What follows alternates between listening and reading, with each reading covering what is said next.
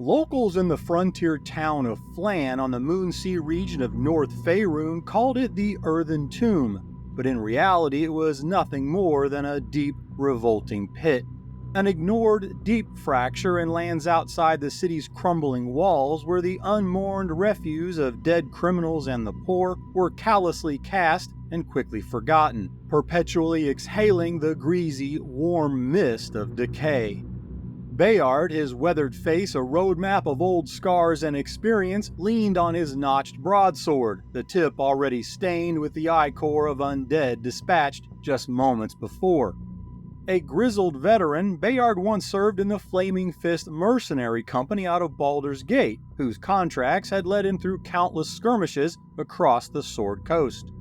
Now in the twilight of his soldiering career, Bayard patrolled the pit nightly to cut down the wandering undead that rose from this hole of lowly undead. For years now, this had become an all-too-common practice on these patrols, an accepted inconvenience, thought to be caused by the fading remnants of a long-vanquished dark evil or the lingering miasma of a plague that once afflicted this region. Recent rains had churned the ground into a slick mire of mud and viscera, the liquefied remains of past disposals. Another night, another collection of restless bones attempting to claw their way from the pit's lifeless embrace. Bayard had lost count of how many he'd put back down. As he sheathed his sword, turning back toward the city gates, a subtle yet distinct rasp, almost like a laugh, cut through the usual rattle of groans and sucking mud. Near a mound of freshly disturbed earth, another revolting form began to extricate itself. Bayard gave a weary sigh. More work, and his shift was just ending. A bony hand, stained to the color of old ivory and slick with grave slime, grasped through the muck. It was followed by a skull, still webbed with clinging, necrotic tissue and patches of what looked like wet, rotting leather. You never really get used to the foulness of it all. However, as the creature hauled its frame from the pit, Bayard noticed something off. Through its exposed ribcage glistened the carmine and bruise-colored mass of what had to be its own internal organs. They seemed to writhe with its own appalling life. A particularly ripe ghoul then, Bayard thought to himself, a slight grimace touching his lips. The sight was certainly unusual, and this one was certainly more grotesque than the average shambler, but nothing he hadn't faced in principle countless times before. As the decayed horror stood tall with a jarring grace, Bayard began to draw his sword, slowly walking to close on the undead, now less than 50 feet away. His motion fluid, practiced, almost casual, the routine gesture of a veteran. A moment later, as if sensing his intent, the creature's skull swiveled with an unnatural smoothness, its empty sockets fixing directly upon the approaching Bayard as two pinpricks of fetid light ignited within those sunken hollows. The undead's unexpected awareness sent a shiver down Bayard's spine. That was new. Most undead from the pit were mindless, their gaze vacant. This one, however, didn't just look at him, it focused on him, clearly demonstrating some form of intelligence. As the creature turned to face the hardened guard, something began to emerge from its opening maw. Not rotted remains typical of a zombie or a ghoul, but a glistening, black, purple coiled tongue, hideous and nearly as long as the thing was tall. It unfurled, its barbed tip twitching, tasting the corrupted air with an obscene curiosity about its surroundings. Less than 30 feet away now, Bayard's hand, which had been moving with bored confidence, froze mid-draw. A hate-filled grin stretched across the creature's lipless jaw, too wide and too knowing for a mindless cadaver. A nod of genuine unease, that some might call fear, now tightened in Bayard's gut. He paused, and then it moved. Not the clumsy lurch of a zombie, nor the predictable clatter of a skeleton. This unholy creature launched itself forward with a blinding, predatory swiftness, a flash of tainted bone to rival any living human. This was no common undead, this was something else, something terrifyingly fast. Yet even as the realization struck, Bayard's decades of battlefield experience flared immediately. His hand, driven by instincts and muscle memory, became a blur. The notched broadsword hissed from its scabbard just as the gruesome creature was upon him. A silver arc aimed with the practiced precision that had decapitated countless foes. In his prime, or against any other shambler from the pit, the blow would have been a finishing stroke, the spectral head sent tumbling. The steel bit deep into the creature's clavicle and shoulder, a jarring impact that would have shattered bone and staggered a lesser beast. But this thing barely shuddered. Unflinching, its horrifying speed was barely checked. Bayard, expecting the usual satisfying thud of a felled opponent, found his follow-through a fraction too slow, a costly consequence of Father Time, and perhaps an overconfidence born of underestimation. It was all the opening the abomination needed. Bayard's body seized, his breath caught in a silent battle cry trapped behind paralyzed lips as the invasive touch of that impossibly long tongue grazed his exposed throat, colder than any grave frost. The grizzled old-timer, still conscious but fully immobile, watched as this unholy horror leaned in close. A rattle of grinding bone and grave dust formed the whispered declaration to follow. Such a familiar terror in your eyes. Now, my work continues. Among the morbid hierarchy of the unliving, the Mohrg stands as an especially lurid and oddly impulsive example of evil's refusal to relinquish its hold on the living. Viewed from a distance or at quick glance, it would be forgivable to dismiss the Mohrg as just another in a litany of common undead variants. However, I will offer that as we move forward into this discovery, not only will we cast a spectral light on what makes the Mohrg not just another undead, but I think we will also get a better sense as to why the Mohrg is in fact a forgotten fear, most likely by design. Should you find yourself in the same circumstance of encountering a Mohrg as Bayard did, perhaps the following words will better prepare you. When your torchlight cuts through the oppressive dark stone of, say, a forgotten crypt or a deep dungeon, your first clue might present just as this skeletal humanoid turns to face you, as you witness an alacrity that belies most undead forms. Closer, the horror of the Mohrg resolves as its appearance seems caught somewhere between a skeleton, a ghoul, and a zombie.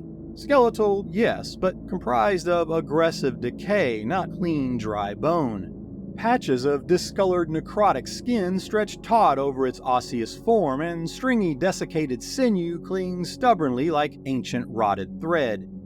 The bones themselves are often stained a sickly yellow or are unnaturally dark, imbued with the filth of their terrible origin. True revulsion, however, is reserved for your lowered gaze, now repulsively drawn to this abomination's torso. Writhing within an exposed chest cavity are the creature's internal organs, looking anything but dead. Slick with necrotic fluids, they pulse with some form of unlife as they strain against their bony prison.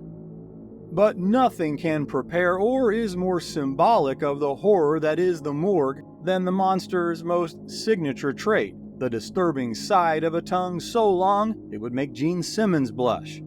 Unspooling to an appalling length of 5 feet, this thick barbed tongue is not just a vile aesthetic, although it is certainly vile. This nightmare-fueled appendage is a functional part of its macabre arsenal, often used as the first strike when possible due to the necrotic damage it deals and its paralyzing effect. Gathering yourself as we recover from those foul visuals, you should at least be aware of what is, in my opinion, a flawed characteristic found in the Mohrg's Create Spawn ability. This inherent power allows the Mohrg to raise any humanoid it slays as a zombie under its control. And that is fine for world-building purposes, giving the dungeon master the plausible justification to surround the Mohrg with minions it raised off-screen prior to any encounter with the party. However, this ability is practically useless during the actual encounter. This is due to the 1d4 days that are required for those dead to rise and serve the Mohrg, meaning this ability gives no reason for the Mohrg to waste its turn in the middle of a combat with its use, since it will offer no help. As a side note, and I know I don't mention Pathfinder as much as I probably should on the channel, but it is worth mentioning that the Pathfinder variant of the Mohrg corrects this flaw by adding a heal self ability as part of that create spawn. And I think this is an excellent revision to the Mohrg, an enhancement that I would certainly add to any 5e update for modern use at my own table. Not only because it obviously empowers the creature, but just as importantly because of the immediate gameplay improvements that it brings. By adding a useful but not overpowered heal to the combat options, you've increased the incentive to see the ability actually used at your table. The last official stat block for the Mohrg was back in the 3rd edition, where it brought a challenge rating of 8, which would roughly translate to a CR5 undead in 5e, perhaps a CR6 if you add that Pathfinder heal. And while this CR5 creature does not wear any crown of the undead in terms of danger, it is still far more of a threat than any skeleton, zombie, ghoul, or even the common wight that it might be confused for. And that is perhaps the Mohrg's most sneaky intangible, the fact that, as demonstrated in our opening story, it can easily be underestimated through mistaken identity, thought to be of the more common and easily destroyed grave fodder. This, along with some striking visuals, can certainly add more color to your world building. That color is mostly red, of course, but more color nonetheless. The Mohrg is not the product of a necromancer's deliberate art or the result of a lingering curse by some offended deity or lesser power. Rather, the Mohrg is a spontaneous, profane apotheosis of evil, born as a direct consequence of mortal life steeped in the most unrepentant and large-scale slaughter. But undeath as a Mohrg is not the afterlife fate that would be found by your garden variety of evil. This level of damnation is reserved for those who exemplified the most consistently sinister mortal life, and who died as an unapologetic evil. From genocidal leaders of tyrannical magiocracies and the cruelest of bloodthirsty warlords who spared not woman or child, to mass murderers and spree killers, Mohrgs are the restless specters of Faerun's most violent histories and cold-blooded slayers. The essential condition for this unholy transformation is twofold. They must never have atoned or repented for their atrocities before their own mortal death, and further, they must have been fully committed to taking more lives at the very moment of their death. Mohrgs are a distinct departure from the more stereotypical of undead. They're not mindless, they don't crave brains, and they're not obsessed with any type of compulsive hunger. No, they are instead driven by the same cruel disregard for the living they carried in life, now unshackled from any veneer of societal norms.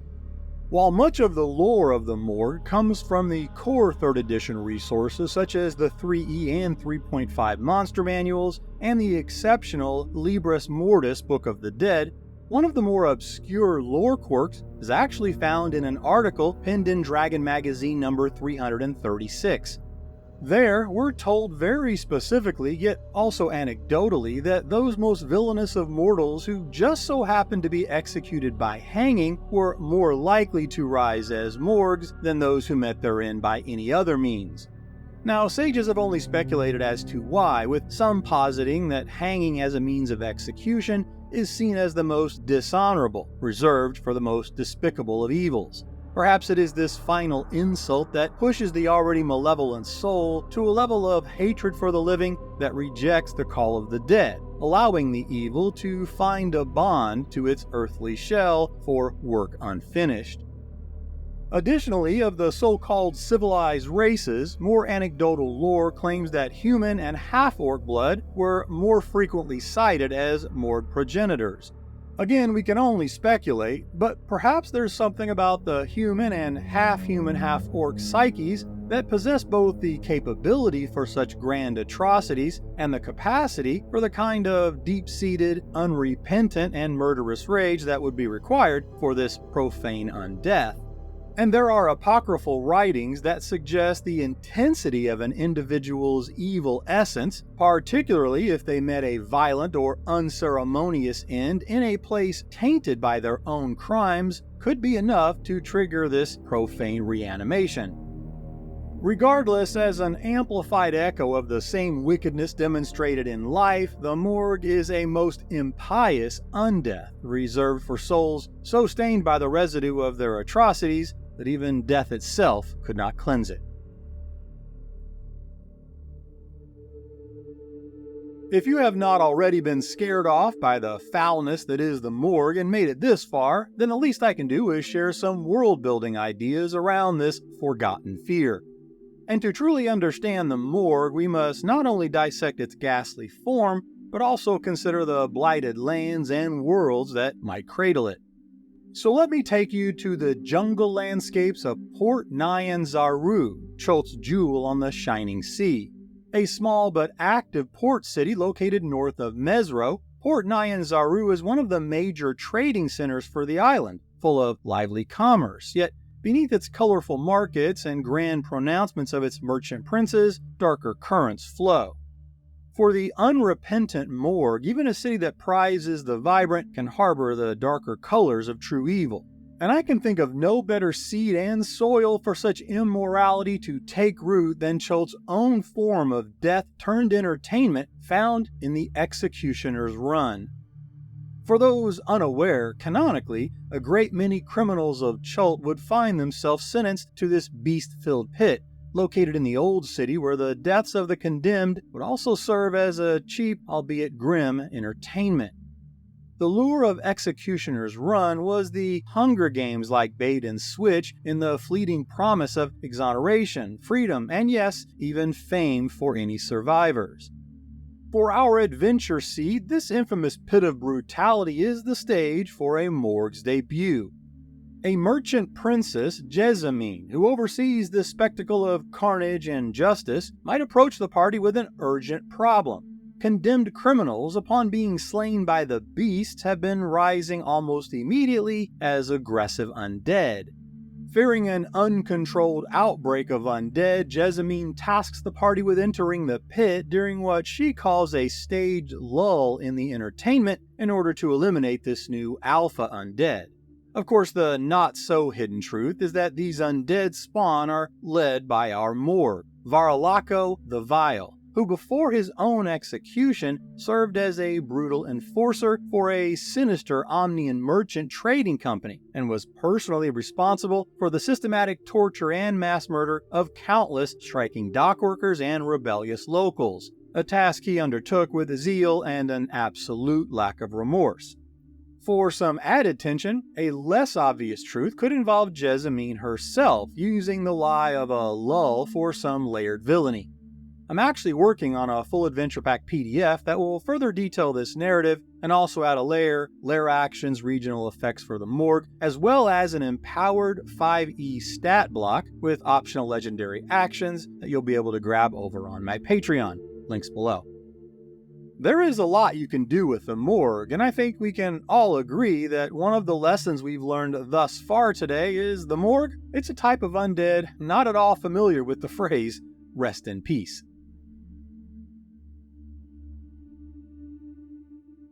The Mohrg's recession into the footnotes of contemporary bestiaries invites both speculation and some textual analysis. Why, one might ask, has this potent emblem of undeath become a forgotten fear in the first place? Why have the current chronicles of the 5th edition ignored this colorful undead? To do this exercise any justice, let me first don the hat of a corporate-friendly scholar and offer a plausible in-lore scenario for the extinction of the Mohrg, before I then cast that same hat into a burning pyre and tell you what I really think. Looking at how the mortal afterlife has changed within the shifting modern cosmology of the Forgotten Realms, we can turn to the current Lord of Death, Kelemvor, for some answers. With the ascension of the Judge of the Dead in the 5th edition text, we have a deity whose reign is far more concerned than his predecessors with the ordered disposition of souls to their proper plane and the higher power that will govern their afterlife. To reinforce Kelemvor's fair and lawful neutral judgment, the cosmic loopholes of chaotic flux have mostly closed. These technicalities of the hereafter once freely allowed an evil such as the Mohrg to spontaneously find its own unlife, detached from the governance of any deity or higher power, and thus bypassing the process of afterlife completely, but no longer. This stands diametrically opposed to the approach of Mohrg, for example, who once held the title of Lord of the Dead in the first edition. Under his far more evil-aligned rule, this type of unregulated chaos was not only accepted, but often promoted due to his own desire for malevolence. And it's not a reach at all to confidently say that Kelemvor and those that serve him are far more interested in and adept at controlling the fate of such shameless mass killers than the Raven Queen or Jurgle ever were or cared to be for that matter. From a meta perspective, and still wearing this uncomfortable corporate hat, the Mohrg's absence could also simply be attributed to the design tenets of 5th edition, which prioritized streamlined mechanics and a reduced roster of distinct monster identities. To be fair, at least mechanically, the Mohrg occupies a design space that does overlap with other established undead. Ghouls and ghasts of the 5th edition offer a form of paralysis, while wights are equally intelligent, and they have a comparable create specter ability to raise those they slay as minions. However, if one were to peer beyond the pragmatic and strip away the scholarly politeness, I can also present a different hypothesis for the extinction of this particular form of undead. You see, the Mohrg represents perhaps the most offensive lore you're going to find. It is not the simple undead monster you find in the skeleton or the zombie, both of which have been normalized by pop culture, so much so that they retain almost no trace of the dark lineage and certainly the horror elements from which they were originally created. But the Mohrg? The Mohrg suffers no such watered-down palatability. It is, by almost any measure, the most abhorrent prize awarded to the most deplorable beings that ever walked on Faerun. Evil who in Undeath are granted not only a continuation of their callous offenses, but in fact are conferred a perverse form of amplification in their capacity to perform such acts of cruelty. The Mohrg is not just evil, it's evil rewarded for the foul enjoyment they gain from the suffering of the innocent. Now fast forward from the cultural landscape of the early 2000s to the increasing sensitivities of modern day. And then couple that with corporate profitability having long subjugated artistic freedom and creativity in the name of the almighty dollar. And is it really hard to accept that an evil such as the Mohrg, expressed without any clear narrative arc of either condemnation or redemption, would be met with ample resistance? And while I do not agree with this in any way, shape, or form, I certainly understand it. I would even go so far as to posit that more than the cruelest lich or the most sinister fiend, the Mohrg, despite its relative obscurity in the lore, is arguably one of the most uniquely perverse manifestations of evil you will find across the multiverse. As a consequence, I think this makes a strong case for the primary reason why the Mohrg's presence is confined to the dusty tomes of an age when such publications as Libris Mortis and the Book of Vile Darkness could find their way onto published shelves. Regardless, I hope our forgotten fear profile of this monument to unatoned sin has introduced you to another world-building element, albeit situational, to those looking to add some serious splatterpunk horror to your worlds and adventures. And if you learned anything new from this unholy discovery, pay your respects by tapping the subscribe and like buttons and activate the notification bell. And if you'd like to help keep the torches lit in this archive of ancient evils, consider checking out my Patreon that you can join for free or support the channel for as little as a single buck. A sincere thank you to my channel and Patreon members that make these lore discoveries possible. And thank you for joining me today. I hope we can do it again real soon. Until then, take care, my friends.